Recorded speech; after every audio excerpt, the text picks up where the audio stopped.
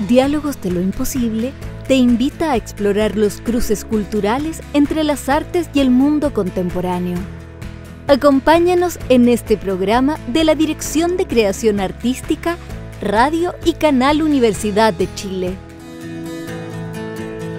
Sean todos muy bienvenidos, bienvenidas a Diálogos de lo Imposible. Este es un programa de la Dirección de Creación Artística en conjunto con la Radio Universidad de Chile y el canal UChile TV. Este programa es un espacio de reflexión en torno a las artes, la cultura y donde retomamos temas que a lo largo del año han estado en las conversaciones y han estado dando vueltas, y aquí queremos darles una profundidad y poder conversar siempre con personajes del mundo de las ideas y del mundo de las artes. El capítulo de hoy se titula La ciudad restringida, reflexiones sobre arquitectura hostil, y voy a comenzar presentándole a los invitados que tengo hoy en el estudio. A mi lado se encuentra Alberto Texidó. Él es arquitecto de la Universidad de Chile y académico de la Facultad de Arquitectura y Urbanismo. Hola, Alberto. Hola. Muchas gracias por Loreta, estar. muchas gracias por la invitación. Constanza, mi nombre, todavía no me presento. Loreta, perdón. Él también tiene un doctorado en Arquitectura y Estudios Urbanos por la Universidad Católica de Chile. Sus investigaciones de tesis estuvieron en torno a la ciudad-puerto de Valparaíso en el siglo XIX. Y además ha trabajado en el Ministerio de Obras Públicas, fue editor de Plataforma Urbana, expresidente del Colegio de Arquitectos de Chile y actualmente es consejero del Consejo de Políticas de Infraestructura, CPI. Por otro lado tenemos a Loreto Muñoz. Loreto Muñoz Vallejos es artista visual, trabajadora del arte y gestora cultural chilena. Es integrante del colectivo artístico Las Honorarias. Su obra y gestión se enfocan principalmente en visibilizar a sectores marginados como jóvenes, mujeres y migrantes y cuestionar cuál es el rol del artista en la sociedad neoliberal. Recopila registros de exclusión urbana en la plataforma de Instagram @arquitecturahostilchile. Hola Loreto, muchas gracias por estar con nosotros hoy día aquí en Diálogos de lo Imposible. Hola, ¿qué tal? Muchas gracias, Cona, por la invitación. Y bueno, me faltó presentarme a mí. Yo soy Constanza Troncoso, soy periodista de la Dirección de Creación Artística de la Universidad de Chile. El tema que nos convoca hoy aquí es la ciudad restringida, reflexiones sobre arquitectura hostil, y este concepto de arquitectura hostil ha estado presente durante el último tiempo, también durante los últimos años, pero sobre todo tuvo una especial visibilidad con la instalación de unas esferas de concreto que se hicieron en las afueras del Costanera Center. Entonces empezó a tener mucha relevancia en la conversación pública a qué se deben estas intervenciones que tienen una justificación a veces de seguridad pública y para restringir ciertos actos. En este caso, la justificación era restringir el comercio ambulante, pero generan mucho debate también porque dificultan el paso peatonal, dificultan también que la ciudad sea un lugar amable para transitar y para recrearse, entre otras. Vamos a profundizar acerca de este tema. Quería partir definiendo el concepto de arquitectura hostil porque, si bien es como lo hemos llamado popularmente, también hay otras formas de referirse a este fenómeno. Yo estuve investigando un poco. Loreto le pone dentro de su plataforma mobiliario disciplinario. Me gustaría también profundizar acerca de esa conceptualización. Y hay otro que parece que no es muy aconsejable, que es el de arquitectura defensiva. Entonces, cuéntame un poco, Alberto, partiendo por ti desde el mundo de la arquitectura, ¿cómo se refieren a este fenómeno y cómo puntualizarías tú este asunto? Bueno, muchos temas. Gracias, Constanza, y hola, Loreto, también agradecido que la universidad cree estos espacios de conversación donde podemos contar lo que hacemos intramuros, ¿no? Así que agradecido de eso. Bueno, ¿qué decir? La ciudad en sí tiene componentes duales, ¿cierto? La ciudad es un espacio de convivencia, pero también a veces es un espacio de conflicto. En general, el mundo de la arquitectura plantea que el diseño del espacio público, ¿cierto? Diferenciándolo del espacio privado y de todas estas graduaciones, porque no es blanco y negro esto. Hay espacios públicos de uso público, privados de uso público, privados de uso privado y públicos de uso privado. Los regimientos, las comisarías. Hay ciertos lugares donde no podemos entrar pese a que son condiciones públicas. Entonces, hay un montón de graduaciones respecto a esto del espacio, pero en el espacio público de la ciudad hay componentes que en general utilizan el concepto de antivandalismo, ¿ya? Ese es un concepto que implica que el diseño del espacio público es resistente a los usuarios que son tan variados como la persona que cuida el escaño de una plaza, como a otros que usan esos mobiliarios como proyectil, ¿no? Por diferenciar usos del espacio público donde, por ejemplo, se diseña con materiales incombustibles, o con elementos que son difíciles de sacar, o se intenta evitar que personas duerman debajo de una estructura, ¿no? O sea, hay un montón de desafíos respecto a, voy a decir, que a veces en resguardo de lo común o agrediendo lo común, toman decisiones respecto a cómo se debe utilizar esa vereda, esa plaza, ¿cierto? Por ejemplo, hay manuales de diseño del espacio público inspirados en miradas de seguridad, donde, por ejemplo, se recomienda el uso del árbol con el tronco versus el arbusto, porque el arbusto permite que alguien se esconda detrás, ¿te fijas? Y eso, claro, uno puede decir, oye, pero ¿cómo? Bueno, el diseño del espacio público tiene, de alguna manera, manifestaciones propias de los encuentros y desencuentros que la sociedad logra generar en ese lugar. Y, por tanto, es un componente que ha sido utilizado por la arquitectura, por el diseño urbano, como una variable que, y para terminar con esto, una cita más antigua quizá, pero, por ejemplo, el caso parisino, ¿cierto? Que todos hoy día admiramos París y vemos los Campos Elíseos y uno ve estas diagonales, ¿cierto? Donde está el Arco del Triunfo, ¿cierto? Que tiene un montón de líneas que salen en direcciones distintas. Y eso resulta de una intervención a mediados del siglo XIX encabezada por el barón Haussmann y Napoleón III, que gobernaba de ordenar París, ¿cierto? Pero cuando uno se pone a investigar exactamente qué se hizo, se ve que se conectaron barrios populares donde había desorden con cuarteles de policía a líneas rectas a ancho de formación de batallón. Y uno hoy día ve una ciudad preciosa con efecto estético de línea recta, perspectiva, qué sé yo, pero el argumento que hay detrás para la decisión de la forma de la ciudad fue control sociopolítico. Claro. ¿Okay? Entonces eso nos pasa, no sé, ustedes han visto una cárcel desde el aire, ¿cierto? Las cárceles antiguas tienen una forma como un asterisco. En el centro hay un guardia. El diseño del asterisco permite como panóptico que uno pueda mirar en todas las direcciones, entonces un solo guardia ve todas las puertas. Claro. Eso también se hizo en la ciudad para controlar desorden, para controlar... Y eso es un componente que está en nuestra convivencia, aunque creamos que es como una especie de absurdo o contradictorio con la paz social, pero en realidad ustedes han visto en la misma ciudad nuestra el estallido social o todo lo que ocurrió en ese tiempo también generó que lugares que eran de encuentro se transformaron en lugares de desencuentro, y eso es un desafío rítmico, a veces aparece y desaparece, pero que dentro del cual el diseño, que supuestamente debería ser duradero, tiene como desafío para que dure, ¿no? Y eso es la persistencia de la ciudad. Nosotros vivimos donde vivimos, hay terremotos, maremotos, desórdenes sociales en las calles, lo que sea, y sin embargo la ciudad persiste en su ubicación, persiste en mantenerse en el lugar porque es conveniente, sigue siendo conveniente, y en el caso de la arquitectura es una de las variables con las cuales se trabaja su diseño. Muy interesantes los antecedentes que aportas a la conversación, Alberto. Y me gustaría saber, Loreto, también desde el mundo de las artes, tú también decidiste ponerle a tu registro, a tu compilación de observaciones que tú has hecho en la ciudad, mobiliario disciplinario. Me gustaría saber por qué te inclinaste por esta conceptualización del fenómeno, y también desde tu punto de vista y desde tu trabajo, por qué te interesaste en observar este tipo de acciones que ocurren en la ciudad. Bueno, este proyecto surge en el año 2019. En ese tiempo yo estaba produciendo una obra para una galería muy cercana ahí en el barrio Bio Bio Franklin, y observé estas piedras que se instalaban fuera en las calles para que los vendedores ambulantes no pudiesen vender sus productos. Eso fue una práctica que Felipe Alessandri impuso, y una vez que empiezo a observar ese fenómeno me doy cuenta que está llena la ciudad de diferentes tipos de dispositivos que buscan modelar el comportamiento de cada uno y una, y no solamente afectan o buscan como reprimir que una persona, mire, por ejemplo, ahí estamos viendo imágenes de dispositivos que buscan que los skaters no puedan andar en skate, que la gente no se pueda sentar, por ejemplo, en muchos asientos de hormigón, algo que nos afecta a todos y a todas, no solamente a la gente que está sin casa, no solamente a...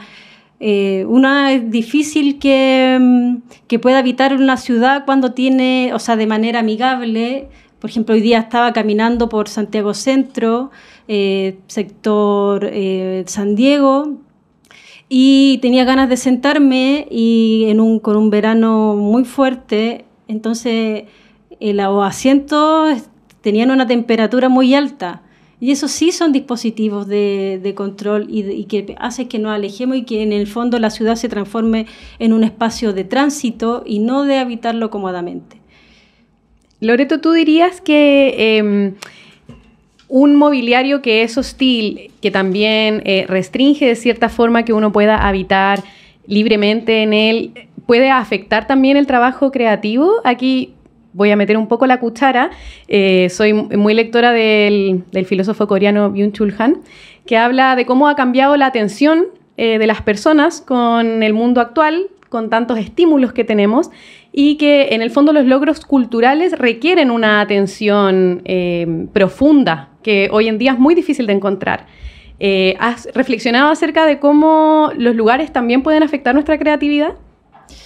Sí, bueno, yo soy una artista que evidentemente estoy muy conectada con mi entorno social, entonces pese a que los espacios, las plazas ya no sean lugares tan cómodos para estar ni habitables, para mí esto fue un impulso para hablar desde un punto de vista artístico que no se puede naturalizar, no podemos, naturalizar, romantizar o normalizar que estos modelos de producción existan y que sean, por ejemplo, devastadores con la naturaleza, porque el caso que pasa en Plaza Egaña, que yo creo que también antes de los bolones que pasó en Providencia, todo fue una reflexión importante respecto a que no hay un lugar donde estar ahí bajo sombra. Claro. Entonces,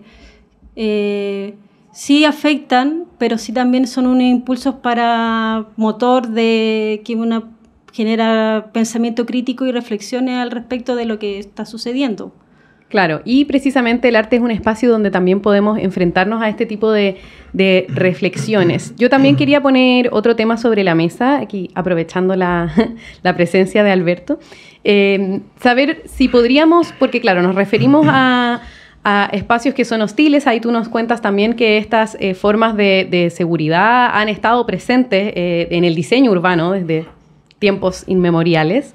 Pero, ¿qué pasa, por ejemplo, yendo más allá de los ejemplos emblemáticos que son, claro, como hemos hablado, las bancas para que no se puedan descansar las personas en situación de calle, las puntas que se ponen, los bolones de concreto? Pero ¿qué pasa en el paisaje, por ejemplo, con el tema de los edificios muy altos, como los llamados guetos verticales? Yo también he escuchado mucho acerca de cómo este tipo de construcciones afectan también la habitabilidad de los espacios. Aquí en la minuta que les envié tenía algunos ejemplos de cómo dificultan la llegada de la luz solar, que a la gente de repente le produce problemas que son del cotidiano, o sea, no poder secar tu ropa, ¿no? Que no entre luz a tu casa o que haya mucho viento. ¿Cómo podría ser también este crecimiento vertical de la ciudad también considerada una arquitectura hostil para nuestras vidas? Bueno, nos metemos en un territorio que generó todo el debate que conocemos, ¿cierto? La hiperdensificación, los guetos verticales, toda esta discusión que se armó en Estación Central y que ha puesto en la palestra una discusión sobre densidad armónica, ¿cierto? Sobre cuál es el equilibrio entre altura máxima, ancho de vacío. Ahí en el mundo estamos llenos de buenas experiencias de cómo se hace esto, ¿eh? Pero aquí, como muchas otras cosas que estamos debatiendo, como que llevamos 20, 30 años debatiendo cosas que no se resuelven, y en el caso de la ciudad también llama la atención que sigamos con una discusión respecto a la densidad sin tomar esa experiencia internacional.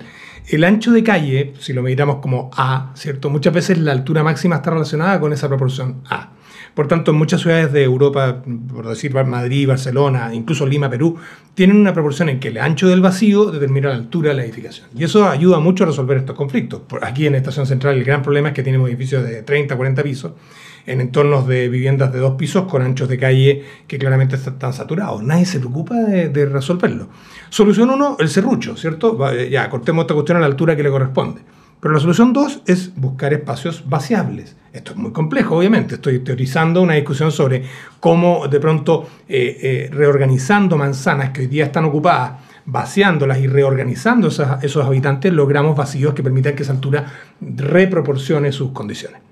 Pero más allá de esto, claramente lo que tú dices, sombra, ruido, calcetines cayendo, colillas de cigarro, saturación de los ductos de agua, saturación de estacionamiento de las calles, guetización, tiempos de evacuación en incendio, tiempos de tomar el ascensor para subir, que es menos importante, pero los diarios se llenan de noticias de que se demoran media hora en tomar un ascensor para llegar a su casa, pero nadie habla de las 2 horas de evacuación de un edificio cuando a los 5 minutos pueden morir asfixiados. O sea, la ciudad, y si esto lo llevamos, claro, lo llevamos del espacio público al edificio. Del edificio lo llevamos a la ciudad y la ciudad entera está más aún hoy día con cambio climático encima, ¿cierto? Donde las reglas del juego han cambiado. Ya la inundación de un tsunami o de las marejadas en los bordes costeros ha ido cambiando. Se han ido ocupando zonas de quebradas que se van a afectar por aluviones. Se han ido afectando la norma sísmica, que ha ido mejorando sus condiciones, que lo mejor que hemos hecho probablemente está en la norma sísmica de cómo la ciencia creativa llegó a norma y la norma hoy día es respetada por todos, ¿cierto? Públicos, privados. Nadie duda en construir su casa resistente a un sismo. Si lo dejamos la lógica de cada uno haga lo que quiera, resultaría en los edificios que ya se cayeron, por suerte, entre comillas, ¿no? Porque ya los edificios que no lograron cumplir esas normativas han caído en los terremotos de la historia. Y eso de alguna manera es una lección también para lo otro, porque la ocupación del espacio público, el dónde se circula, el dónde se detiene, el hecho de que haya asientos sin sombra, demuestra errores de diseño, claramente.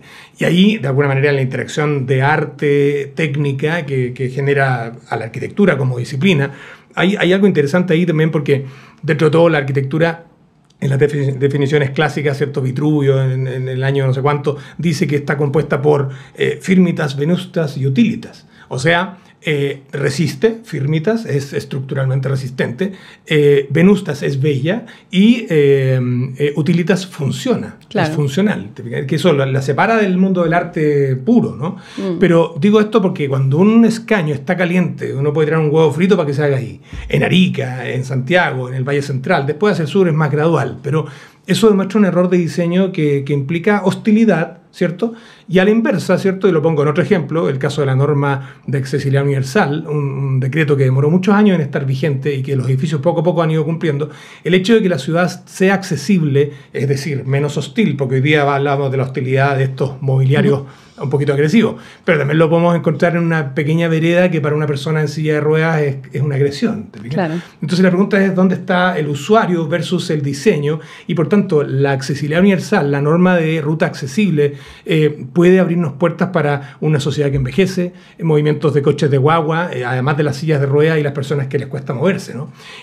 Zonas bien iluminadas para que se circule con seguridad en las noches, transportes públicos bien distribuidos por la ciudad. Bueno, un montón de tareas pendientes que están ocurriendo con la expansión del metro, ocurriendo con otro tipo de acciones que están tratando de corregir. Y termino con la reflexión respecto a lo que tú hablas de la verticalización, que generó un trauma. El trauma es que nadie quiere edificios y la contrarreacción que hoy día hay en muchos barrios es que la altura máxima debería ser 2 pisos. Caemos de absurdo a absurdo, especialmente digo en entornos de metro, por ejemplo. Cuando está llegando un metro a un barrio y todos reaccionan, especialmente los que habitan en él, para que nadie más llegue, sea el estrato social que sea, ¿no? Esto está pasando en muchos lugares. La normativa está restringiendo a 2 pisos cuando una inversión pública como el metro debería beneficiar a la mayor cantidad de población posible. No con esto estoy diciendo que esto es gueto vertical de nuevo, pero hay una altura que estará en los 12 pisos, en los 20 metros. Hay varias propuestas intermedias que deben permitir que muchos más vivan mejor conectados, no saturando las alturas, buscando esas proporciones que son como difíciles de encontrar, pero que han tenido solución y que se pueden encontrar en mejores diseños y en un consenso en que las graduaciones intermedias son mucho mejores que los extremos máximos. Claro, me parece que cuando se habla de arquitectura hostil, normalmente pensamos en que el alegato o la rabia que a uno como ciudadano le surge es que las ciudades estén pensadas hoy en día para responder a necesidades del comercio o del paso vehicular, más que el de las personas. Pero tú también pones sobre la mesa un tema que es súper importante, que es la seguridad. Yo estuve un poco obsesionada con la aplicación SoSafe, no sé si la tienen, no se las recomiendo porque es una obsesión. Sí, todo el día pasan cosas. Y que también es una forma nueva y digital de vivir la ciudad.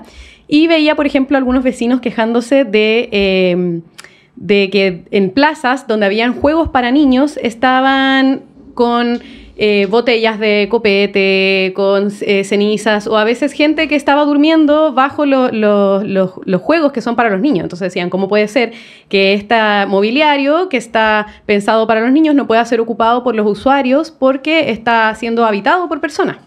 Lo que me hizo pensar también acerca de cómo se soluciona ese problema. Mucho se habla sobre la marginalización de ciertos grupos que no cabrían en una ciudad limpia y ordenada, pero también yo estuve viendo en tu recopilación, Loreto, una fotografía sobre unos barandas que están en el metro para proteger unas obras de arte.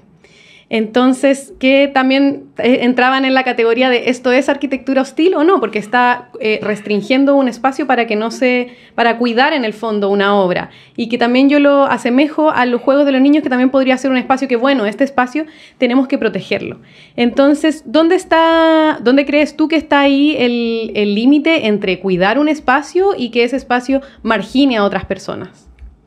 Sí, bueno, en particular en esa fotografía lo que a mí me interesó como artista viéndolo desde esa perspectiva, cómo estos dispositivos terminan siendo igual de uso público, o sea, se intenta proteger algo, pero de todas maneras existe esta pulsión porque no hay otros lugares, no había un asiento a lo mejor cercano y la persona decidió sentarse ahí. Entonces eso, desde ahí está mi interés.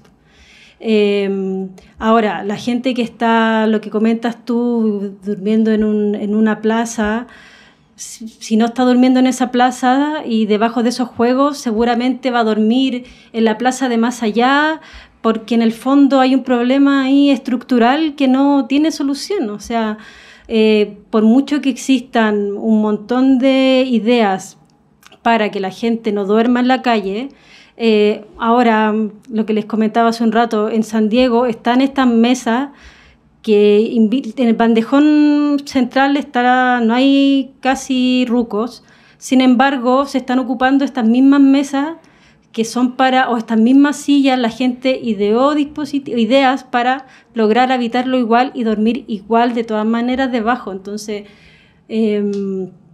yo creo que ahí hay que diseñar unas buenas políticas públicas, desde el alcalde hasta el gobierno, que se puedan organizar y dar soluciones integrales a esta problemática y no soluciones parche. Y bueno, a propósito de eso, yo soy centralina, vivo en Estación Central, a 5 cuadras de los mega edificios que se instalaron en la calle Ecuador. Esos edificios empiezan a crearse en el año 2010, me parece. En ese tiempo estaba de alcalde Rodrigo Delgado y los directores de obras dieron visto bueno a la construcción de estos edificios de 43 pisos y mientras estaba generándose esta polémica, ya los edificios están instalados, entiendo que no hay cómo hacer que estos edificios desaparezcan, no se pueden dinamitar.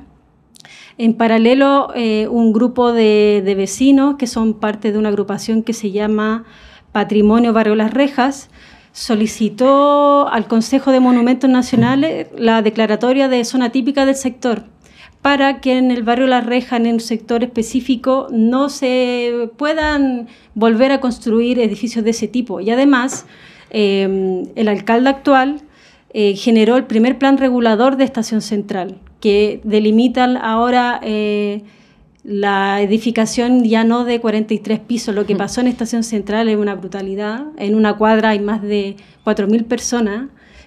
Cada edificio tiene 1.400 departamentos. Entonces, justamente como dice Alberto, yo iba al CEFAM que estaba justo ahí en calle Ecuador, muy cerca, y no pude seguir yendo a ese CEFAM, me tuve que cambiar porque no daba abasto, no hay infraestructura que resista, que exista, que pueda albergar a tanta cantidad de población nueva.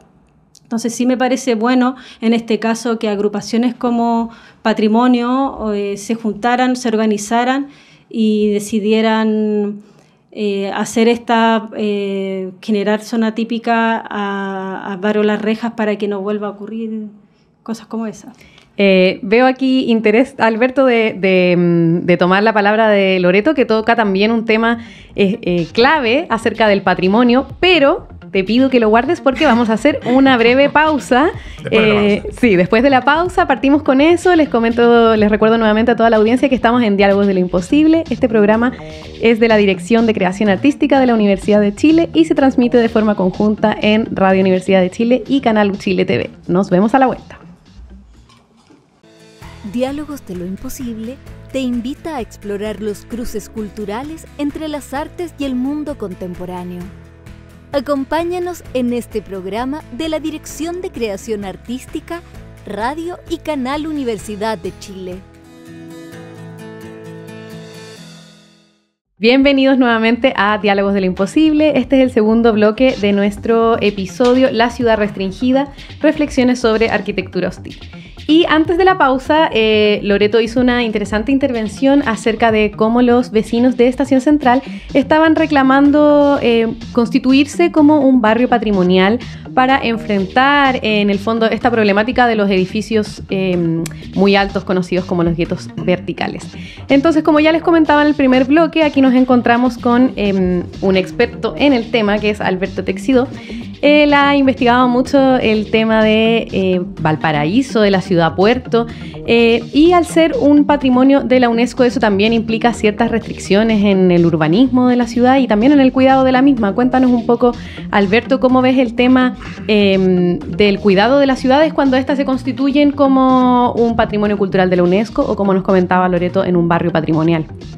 Bueno, la primera reflexión que siempre nos ha causado el tema de Valparaíso es que más allá del cariño histórico que el país tiene por esa ciudad, ¿cierto?, que inicia la conurbación hacia el interior y que después se llama, bueno, con los nombres que conocemos, Viña, Quilpué, Villa Alemana, todas esas cosas, Concón. Bueno, hay un origen ahí fundacional de una ciudad valiosa que además la UNESCO reconoce el 2003 y que de alguna manera nos hace pensar que si no se cuida lo que se hace ahí, ¿qué le queda al resto del país que no tiene ese nivel de valor universal, ¿no? Entonces, Valparaíso ha sido una buena excusa de plantear cómo se deberían hacer las cosas o no se deberían hacer, ¿no? Es una escuela de eso. Y de alguna manera, en lo que estamos hablando, ¿cierto?, del cuidado, por ejemplo, de los edificios en altura que se generaron en la parte alta, pero más allá de eso, o sea, Valparaíso tiene incendios forestales periódicos, tiene quebradas aluvionales que se llenan de lluvia o barro cada cierto tiempo, tiene los terremotos que todos tenemos, tiene los maremotos cada ciertos años. De alguna manera también aquí aparece un poco la pregunta de lo que llamamos hostil o menos hostil, ¿no? ¿Por qué? Porque si uno conoce desde la ciencia que el tsunami va a inundar la ciudad en una línea roja que el SHOA, el Servicio Hidrográfico de la Armada, dibujó hace 15 años, y uno permite el habitar, porque somos libres de decidir habitar, te fijas que empieza a haber un problema con la ocupación del espacio en el cual de alguna manera el Estado tiene una obligación, por ejemplo, de no exponer a personas a la muerte, ¿no?, o la destrucción de sus bienes, más aún si esos bienes son viviendas públicas o de inversiones públicas. Si son privadas hay como un paso atrás, pero claro, el Estado tiene un rol en el resguardo de la calidad de la vida y de la seguridad de la población. Por tanto, el hecho de poder, por ejemplo, normar que las vías estén libres para circulación sin personas entorpeciendo el paso para que un carro bomba pueda pasar, nos pone en una discusión de bien común de quienes ganan una discusión de intereses, ¿no? Es que yo quiero estar acá. Bueno, pero te tienes que mover. Bueno, ¿cuál es el rol que tenemos? Desde la normativa, desde la academia, desde el actor público, el actor privado. En el caso nuestro, claro, una vereda, ¿cierto?, que está taponeada por comercio informal, o una quebrada que está taponeada por vivienda informal, que es probablemente nuestra gran urgencia social hoy día, que tú lo mencionas, ¿cierto?, indirectamente con la velocidad que tiene el Estado para construir viviendas, ¿cierto?, que hoy día es un gran problema del por qué personas no pueden finalmente tener un lugar adecuado para habitar, ¿no? ¿Y dónde está ese lugar? No es solo la casa, es el barrio, es la conectividad del barrio. Hay un montón de debates sobre la sociedad desigual que tenemos, que es sociedad desigual y que genera ciudad desigual, ¿cierto? Ciudades segregadas, con barrios ricos separados de los barrios pobres, grandes distancias, tiempos de viaje. Bueno, no nos vamos a meter ahora en la solución de los temas urbanos en general, pero hay muchos desafíos.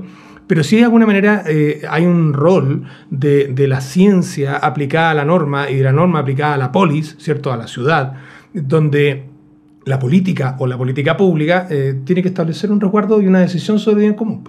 Porque circular por las calles o circular por las veredas es un derecho adquirido que algunos otros pensarán que no, y hay un debate ahí. Yo no quiero tomar hoy día posición, no obstante me parece que claramente no es un tema de democracia donde hay mayorías, pero de alguna manera circular por la calle, garantizar que se pueda circular por una vereda o incluso comercio formal que paga tributos versus comercio informal que no lo paga, que es otro debate más, nos ponen ciertas condiciones de cómo se ocupa el espacio y con qué resguardo podemos plantearlo.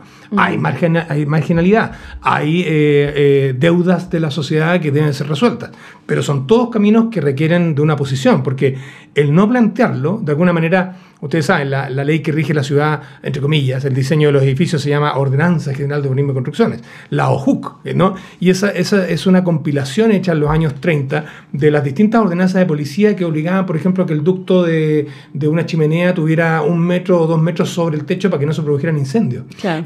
Si yo lo pongo en la lógica de que yo pongo el tubo como quiero, resulta que estoy afectando el bien común, ¿no? Entonces, ahí hay un debate sobre bien común y finalmente el rol del Estado o el rol de la autoridad respecto a lo que permitimos y no permitimos que ocurra por un acuerdo de convivencia, ¿no? Porque el desacuerdo o el no acuerdo va a implicar que se mantengan ciertas condiciones de conflicto o de no solución de la convivencia, que creo que es parte del desafío que como sociedad nos tenemos que plantear resolver. Y me gustaría saber, Loreto, ¿qué rol o qué papel puede jugar el arte o la práctica creativa en cuanto a plantear estos temas, a tener una visión crítica o a imaginar una ciudad distinta? Como comenté hace un ratito, pienso que como artistas visuales es importante estar al tanto, o artistas en general, al tanto de las problemáticas que suceden en nuestra sociedad. Y desde ahí poner un punto de vista crítico, analítico, y también pienso que justamente en la época en la que estamos buscamos como artistas generar instancias de sensibilización o de conversación, etcétera, pero estos espacios a veces generan todo lo contrario. A mí me interesa, por ejemplo, el desarrollo del arte participativo, relacional, y en una plaza o desarrollarlo en el espacio público no es tan amigable y no está resultando tan buena onda. Quizás actualmente podríamos decir que es más confortable estar en un mall que estar en una plaza, ¿me entiendes? O sea, el mall tiene aire acondicionado, las plazas no tienen ni árboles para que uno se pueda echar a tomarse un tecito conversando con alguien. Pues entonces, eso, que creo que siempre intentar desde diferentes proyectos. Yo he desarrollado proyectos audiovisuales respecto a lo que pasa en los megaedificios, hablando sobre el tamaño de los departamentos, lo conflictivo que es. También, como te decía, vivo tan cerca de ahí, hice un proyecto que se llama Luminaria por Rebote, y abarcaba el asunto desde un punto de vista poético y metafórico, la falta de luz solar y vitamina D que sufre la gente que vive en esos espacios. Entonces, con un reflector, que era en realidad estos papeles metálicos, hice unos grandes carteles y me puse en una posición estratégica junto a más personas, y para que lograra que la luz solar apuntarla hacia estos edificios. Claro. Y así como que siento que es importante que como artistas podamos hablar de estos temas que nos importan o nos deberían importar a todos y a todas. Claro, nos ayuda también a imaginar tal vez soluciones sin los límites, como nos menciona Alberto, de toda la técnica, que luego lo hacen posible, pero también limitan un poco la imaginación tal vez de lo que podemos pensar de nuestra ciudad. Y me gustaría también saber si dentro de las observaciones que tú has hecho en tu recopilación de mobiliario disciplinario, Si has podido observar en Santiago o en otras ciudades iniciativas que sean opuestas a lo que estamos entendiendo por arquitectura hostil, es decir, iniciativas que te hayan parecido acogedoras, creativas y que benefician o propician encontrarnos en el espacio público.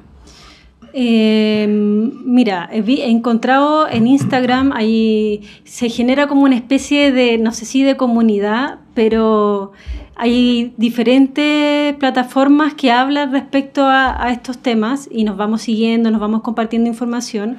Y hay una plataforma que se llama Hackea la Ciudad, que no hacen ningún acto vandálico, ni mucho menos, pero, por ejemplo, no sé, en estos árboles que tienen punta, es parecido al objeto que les regalé hace un ratito, estructuras que tienen punta buscan como la forma de ponerle colchoncito o inventan como diferentes cosas para dar solución a estos asuntos. Y pensaba yo en relación a eso que comenta, a lo mejor el Paseo Bandera puede ser como una buena idea de contrarrestar esta arquitectura hostil, pensando en que es un lugar de paseo, uno va y la gente se puede tomar tranquilamente un té, un café, sentarse, pero de todas maneras están estos bolones, están estos volardos que son duros para sentarse, o sea, no... Habría que pensar a lo mejor en la arquitectura o los mobiliarios antiguos que de los poquitos que quedan, que son asientos de madera, los que están en la Plaza de Armas. Quizás habría que pensar cómo logramos que esos asientos vuelvan, esas bancas vuelvan. Alberto, y misma pregunta para ti. ¿Es posible identificar alguna arquitectura contemporánea de uso público que promueva la visión opuesta a esta arquitectura hostil que estamos conversando? Bueno, yo diría que sí. A ver, hay un indicador claro en las ciudades que se llama el metro cuadrado área verde por habitante con mantenimiento, ya que es un indicador que está absolutamente vinculado a la calidad de vida urbana. En general, nuestras ciudades están todas en déficit. Quizás las 3 comunas, no sé, ahí por ahí está como resuelto, pero en general en todo el resto del país hay deuda. El MIMBU hace unos años crea el programa Parque Urbano, es decir, desde el Ministerio de Vivienda se centraliza la responsabilidad de diseñar, construir y operar estos parques, y eso está ocurriendo hoy día en el Parque Barón Valparaíso, en el Parque Caucaria de Copiapó, en algunos parques en Antofagasta, en Calama se han intentado hacer cosas, en Puerto Montt se acaba de inaugurar la Costanera, y estamos multiplicando metro cuadrado por habitante con lugares que son para el encuentro, para la cultura, para la conversación, por todos esos lugares que nos faltan. Por tanto, hay señales interesantes, y más aún son riberas de río, son bordes costeros, y por tanto son zonas de riesgo. Y eso también implica que hay acciones de ocupar con espacio público. En Constitución, ¿se acuerdan? El parque inundable de la Costanera, que reemplaza viviendas que fueron borradas por el tsunami. Entonces, tenemos acciones de adaptación al cambio climático donde las ciudades y el espacio público tienen un rol. Lo cito también porque de alguna manera nosotros formamos profesionales, ¿cierto? Estamos formando arquitectos. De algún modo también uno podría decir que los objetos verticales, los arquitectos son enemigos de los arquitectos, ¿no?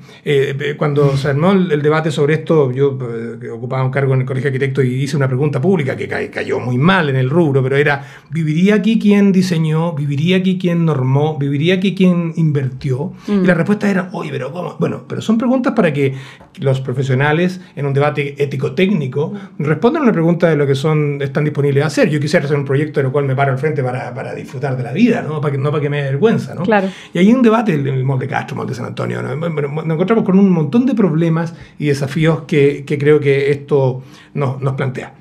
Creo que ahí hay un camino de solución interesante. Fomentar ese tipo de espacios, vuelvo a decir, sociedades inequitativas generan ciudades inequitativas, sociedades en conflicto generan espacios de conflicto.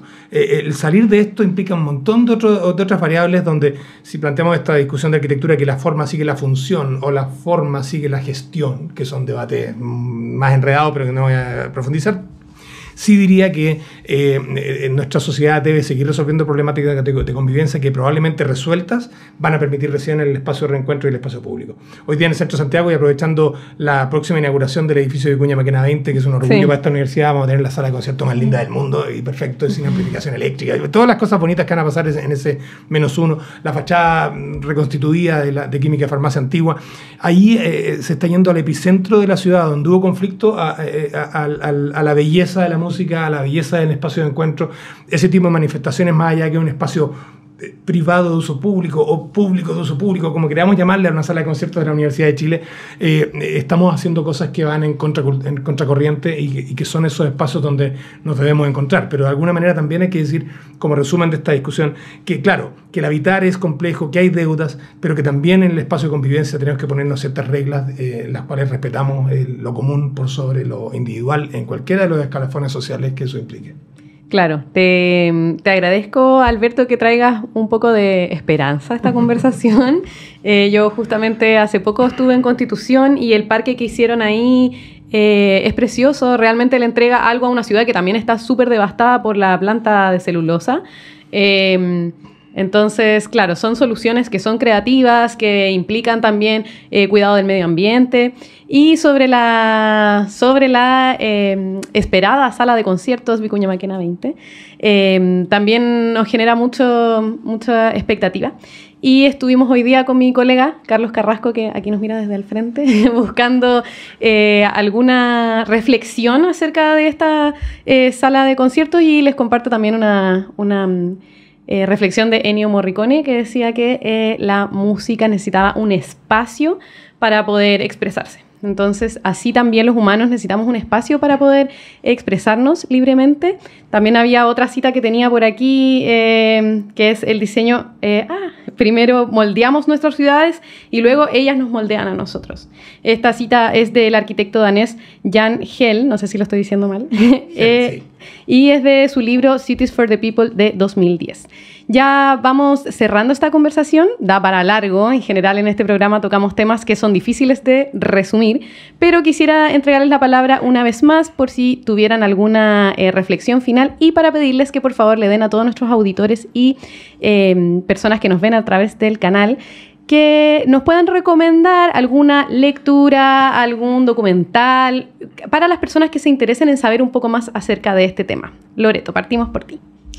Mira, la verdad es que me pilló muy de sorpresa la recomendación.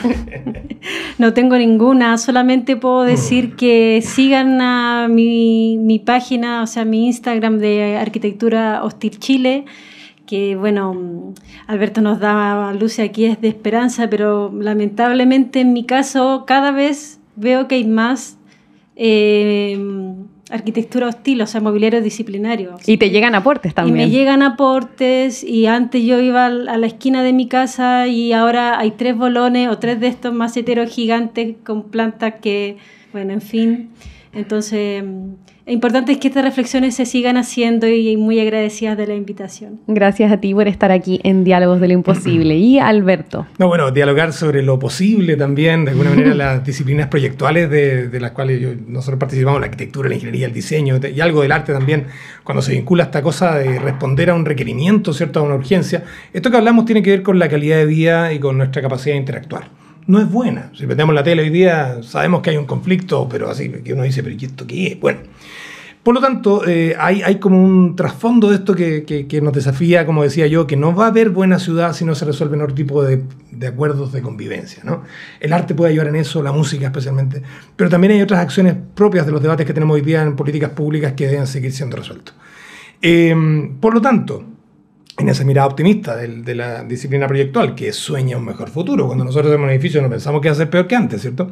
Suponemos, ¿no? O un espacio público. Estamos tratando de resolver, de adaptar, de dar sombra donde no hay sombra, de movernos de donde viene la inundación, o de poner un parque en un lugar donde habían viviendas para que no vuelva a haber golpe de ola sobre viviendas, ¿no? Hay un tema ahí que es como, bueno, cae en la lógica de lo antivandálico, ¿no? Esta cosa, o de no es vandálico la palabra porque es muy fea, pero esta cosa del darle el uso que corresponde a lugares donde sabemos que cada 10 años, 15 años, 20 años va a venir una ola, va a venir un aluvión o lo que sea, ¿no? Hay un debate ahí que corresponde tener una posición frente a él y no dejarlo al azar o en la libertad absoluta de que cada quien hace lo que quiere. Pero bueno, volviendo a las recomendaciones y vuelvo a la cosa esperanzadora. Netflix, la serie documental Abstract, el capítulo de Bjarke Ingels, Big, un arquitecto danés, muy interesante. Ver eso es como ver ciencia ficción, es como ver, no sé, Chile en 100 años más. Pero está ocurriendo hoy día. ¿Cómo es el nombre?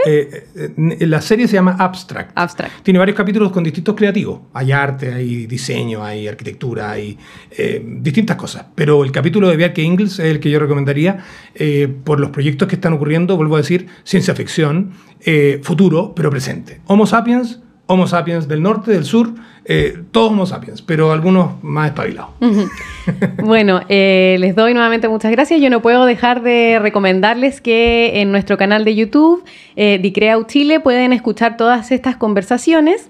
Y bueno, me faltó la última pregunta, que eso la voy a dejar también al público para que ellos puedan responderla, porque aquí ya no alcanzamos, pero es acerca de qué pasa en el futuro. ¿Qué va a pasar con esta arquitectura hostil? Como nos comentaba Loreto, ya no se pueden dinamitar las torres de 40 pisos. ¿Existe una esperanza o un futuro en el cual Santiago no es una ciudad hostil? Estamos en la incertidumbre todavía, al igual que muchas otras cosas. Así que nada, les agradezco por haber estado en este estudio hoy en día. Espero que nos podamos volver a encontrar en el futuro y los invito a seguir escuchando los siguientes capítulos de Diálogos de lo Imposible, un programa de la Dirección de Creación Artística de la Vicerrectoría de Investigación y Desarrollo de la Universidad de Chile, que se transmite de forma conjunta en Radio Chile y Canal UChile TV. Muchas gracias, que estén muy bien. Gracias. Gracias por la invitación. Chao.